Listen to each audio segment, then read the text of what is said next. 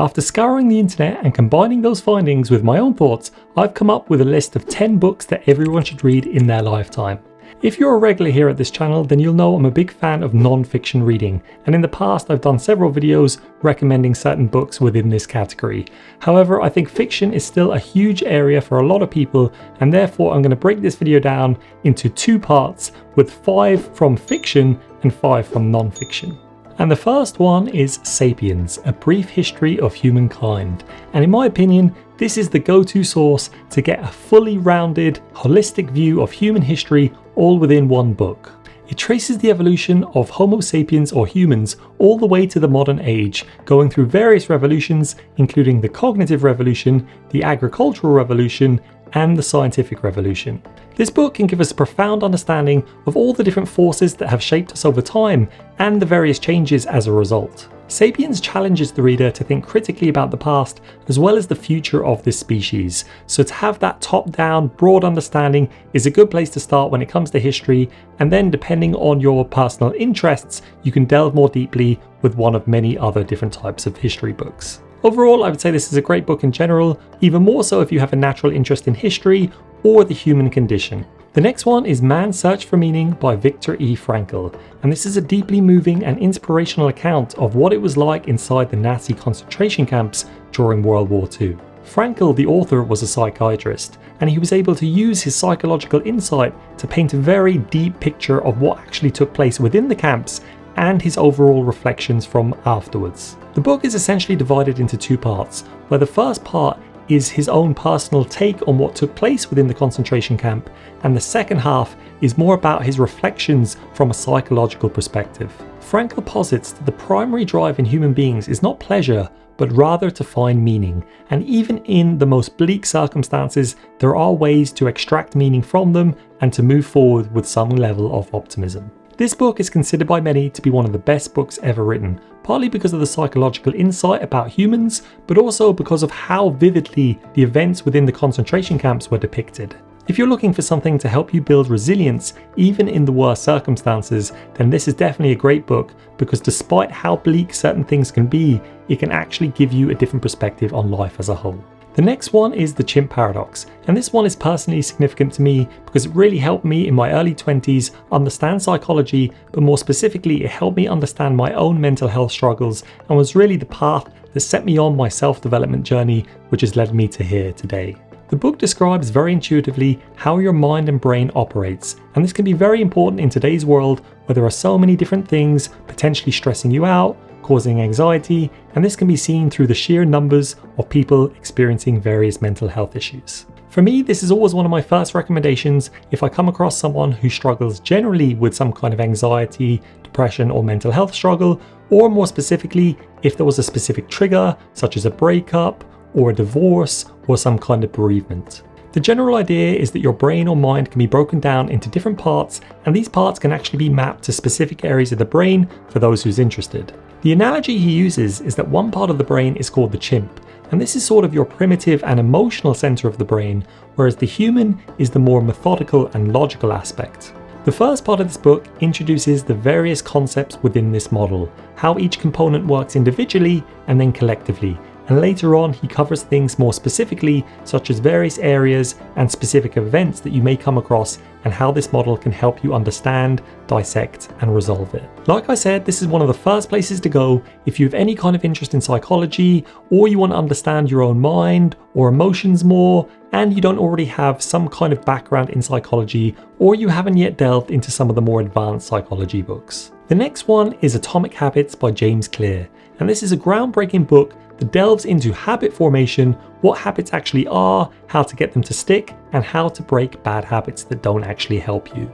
Personally, I found this book really easy to read, with all of the concepts laid out really nicely and complemented with various anecdotes and stories. This book is filled with actionable advice and real life stories, and by the time you get to the end, I've yet to meet someone who hasn't got some kind of valuable takeaway that they've then gone on to apply in their own life. I think so many people think the key to getting something done is motivation, but motivation tends to be short term, and instead you often fall back to your habits and your systems. So developing the right habits and getting rid of the ones that don't serve you is key to any kind of success. And the last one from the non-fiction category is Thinking Fast and Slow by Daniel Kahneman. In a not too dissimilar way to the Chimp Paradox, Kahneman kind of breaks down the mind and your thinking into two different categories, which he calls System 1 and System 2, which vaguely resembles that of the chimp and the human, but he really delves into it from a thinking perspective rather than how the mind actually works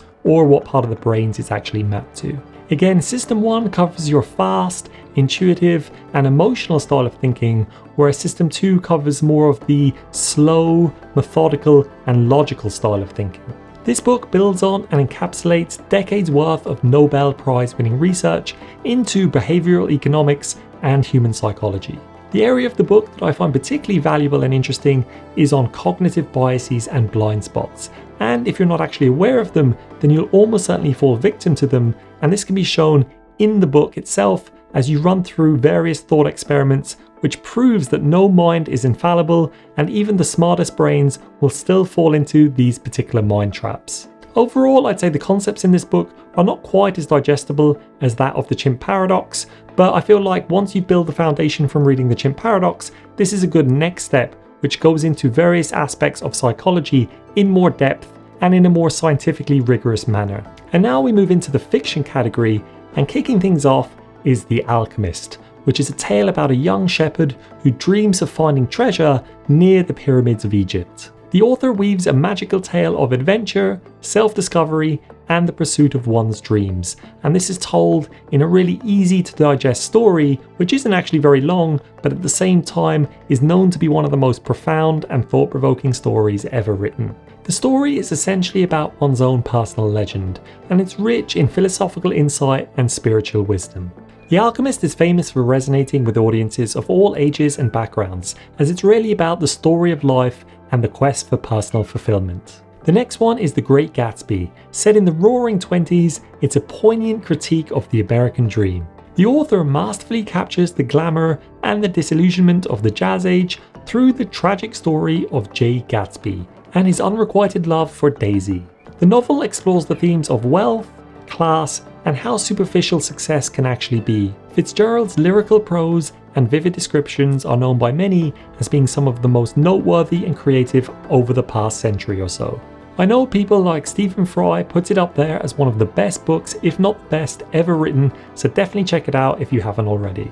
And the next one I suspect is the one from this list that most people have already read, and that is the Harry Potter series. I could have very easily chosen a different type of fantasy series like Lord of the Rings or Game of Thrones, but I think the main reason that brought so many people towards the world of Harry Potter is its accessibility. Many of the ideas from this story are extremely captivating and stimulating, but they're told in a way that even relative newcomers to the language can appreciate. These novels are a magical blend of fantasy, adventure, and coming-of-age themes, which really highlights the power of friendship, courage, and self-discovery.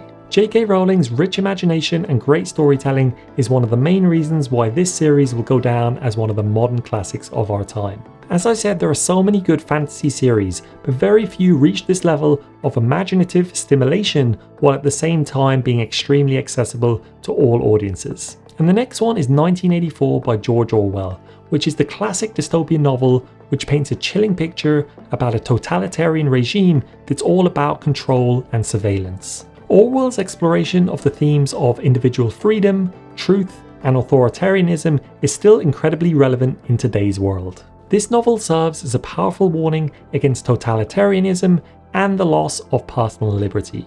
Its thought-provoking narrative and profound themes make it an essential read for anyone trying to understand the dynamics of power and control in society.